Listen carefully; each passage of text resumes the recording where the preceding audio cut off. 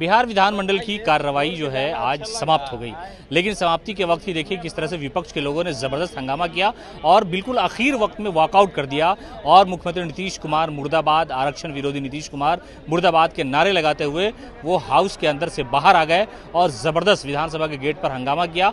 और सबसे बड़ी बात, इन्होंने कहा कि स्पीकर जो है वो हमारी बात नहीं सुन रहे थे, इसलिए कि शुरू दिन से ही अब तक यही स्थिति है। जब हमने कहा कि आरक्षण वाला जो मामला है उसे 9वीं सूची में डाला जाए, इस पर जो है स्पीकर वोटिंग कराना चाहते थे और वोटिंग कराने में ये उन्हें अंदेशा था कि विपक्ष का जो वोट है वो ज्यादा हो जाएगा, इसलिए आनन फानन में उन्होंने इस तरह की ज्यादती की, वोटिंग नहीं होने दिया। इसको लेकर विपक्ष के लोगों ने जबरदस्त हंगामा किया।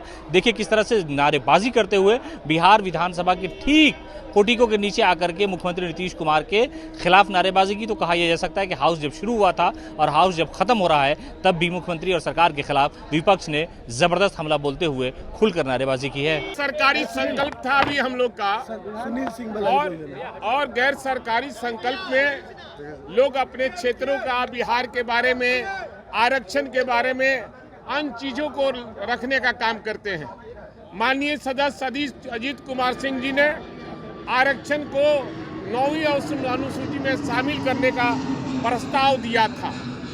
हम लोग का मानना था कि अगर सरकार नहीं मानती है तो हम लोग वोटिंग, हम राइट है, हमारा नियमावली है कि अगर सदन सहमत नहीं हो तो उसमें वोटिंग हो। हम लोग वोटिंग कराना चाहते थे, मत विभाजन कराना चाहते थे, लेकिन सरकार इशारा पर, सरकार के इशारे पर, विभाजन की घोषणा होने के बाद, सरकार के इशारे पर स्पीकर ने मत विभाजन नहीं कराया, तो ये तो नियम का उल्लंघन है। इसलिए हम लोगों ने, सभी साथियों ने राय किया कि जब हमारे अधिकार पर चोट पहुंचाया जा रहा है और आरक्षण विरोधी सरकार बैठी है और उसके गोद में माननीय नीतीश कुमार जी जाकर बैठे हुए हैं और उनके गोद में बैठकर किलकारी भर रहे हैं, तो हम उनके खिलाफ में ये प्रस्ताव लाते हैं कि ये आरक्षण विरोधी सरकार है और ये सदन जो चल रहा है, स्पीकर चला रहे हैं, वो भी नियम के विरुद्ध चला रहे हैं, तानाशाही रवैया है। इसलिए हम घोर निंदा करता हूं और हम सारे सदस्य विधानसभा से वॉकआउट कर गए। अभी विधानसभा का सत्र चल रहा था और गैर सरकारी संकल्प था, और आप जान लीजिए कि गैर सरकारी संकल्प में सरकार के पास में सदन के माध्यम से ध्यान आकृष्ट करने के लिए दिया जाता है, और उसमें अजीत कुमार सिंह का जो है संकल्प था आरक्षण 65% लागू करने के लिए, 9वीं अनुसूची में शामिल करने के लिए, और इस सवाल को लेकर के सरकार के तरफ से निगेटिव जवाब दिया गया।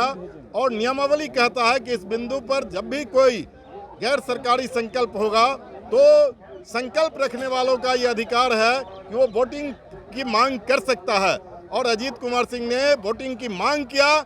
नियमावली कहता है कि वोटिंग होना चाहिए, लेकिन सरकार के इशारे पर चूंकि वोटिंग होता तो वो हार जाता, सरकार बेनकाब होती, और अपने चेहरे को छिपाने के लिए उसने वोटिंग जो है नियमावली को तोड़ते हुए, राइट का हनन करते हुए वोटिंग को रोका। और इसके खिलाफ में पूरा विपक्ष, महागठबंधन के सभी लोग, राजद, कांग्रेस, सीपीआई, सीपीएम, माले, सभी लोगों ने जो है विपक्ष वॉकआउट किया है। और ये दिन जो है काले दिन के रूप में याद रखा जाएगा, और इसी संदर्भ में हम लोग हैं यहाँ।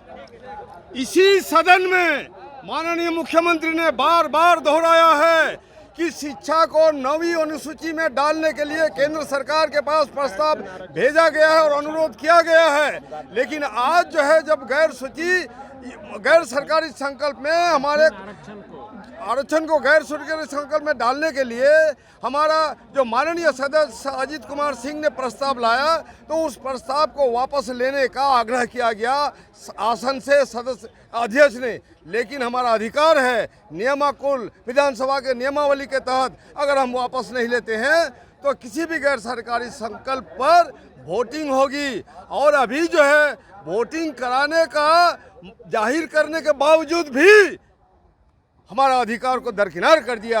और इनका जो मंत्री है, सामान्य प्रशासन के जो मंत्री है विजय कुमार चौधरी, ये सदन को गुमराह कर रहे हैं कि चूंकि हाईकोर्ट ने इस मुद्दे को रिजेक्ट कर दिया है, इसलिए सरकार प्रस्ताव भेज नहीं सकती है। एक तरफ माननीय मुख्यमंत्री बोलते हैं कि आरक्षण के सवाल को लेकर के 75% देने के लिए हमने प्रस्ताव भेज दिया है। दूसरी तरफ उनके मंत्री जो है सदन में बयान देते हैं कि प्रस्ताव सरकार भेज ही नहीं सकती है।